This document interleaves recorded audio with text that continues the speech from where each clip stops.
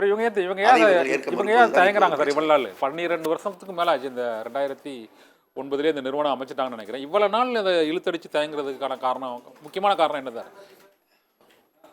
அதாவது ஆமாம், நிறுவனம் ஆரம்பித்து 16 ஆண்டுகள் ஆகிறது 2007 ஆ.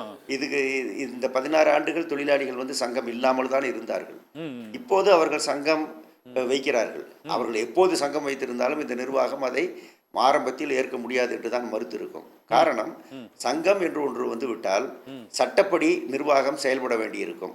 சட்டம் மீறப்படுமானால் தொழிலாளிகள் சங்கத்தின் வழியாக நியாயம் கேட்பார்கள். அடிமைகளாக ஆமைகளாய் ஊமைகளாய் இருக்க மாட்டார்கள் என்பதுதான் சங்கம் கூடாது என்பதற்கு அவர்கள் நினைப்பதற்கு காரணம்.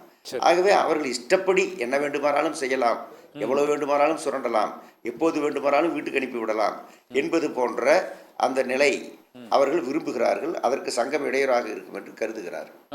அதுதான் காரணம். இன்னொரு முக்கியமான ஒரு கொஸ்டின், இந்த 16 வருஷமா இந்த கம்பெனியில் வேலை பார்க்குற யாருக்குமே 30,000 ரூபாய்க்கு மேலே சம்பளம் இல்லை அப்படின்னு ஒரு கருத்து தொழிலாளர்கள் மத்தியில் சொல்றாங்க சார். அது உண்மையா சார்?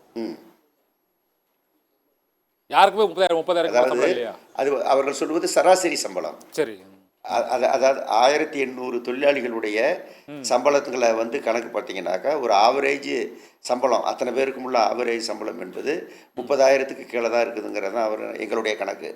பிரச்சனை என்னன்னா, இப்போ 9 வருஷம் சர்வீஸ் ஒருத்தர் போட்டிருக்காரு சார், அவருடைய சம்பளம் 23,000 ரூபா. சரி சரி. 9 வருஷம் சர்வீஸ் பண்ணவருக்கு. இதே 9 வருஷம் சர்வீஸ் பண்ணவருக்கு இதே மாதிரியான பெரிய கம்பெனிகளில் சம்பளங்கிறது வந்து 40,000 45,000க்கு போயாச்சு.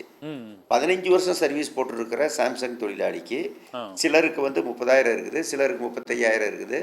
ஒரு 5-6 பேருக்கு வந்து 42,000 43,000 46,000 இருக்கு. அவங்க யாருன்னா ஏற்கனவே இங்கிருந்து எடுக்கப்பட்டவங்க இல்லை, பல இடங்களில் வேலை பார்த்துட்டு அந்த அனுபவத்தோடு அந்த சர்வீஸோடு நிர்வாகத்தால் அவர்கள் திறமை தேவை காரணமாக எடுத்தவங்க. அவங்க அங்கே இருக்கிற சம்பளத்தையும் சேர்த்து எனக்கு கொடுக்கணும்னு கேட்டு வாங்கினவங்க.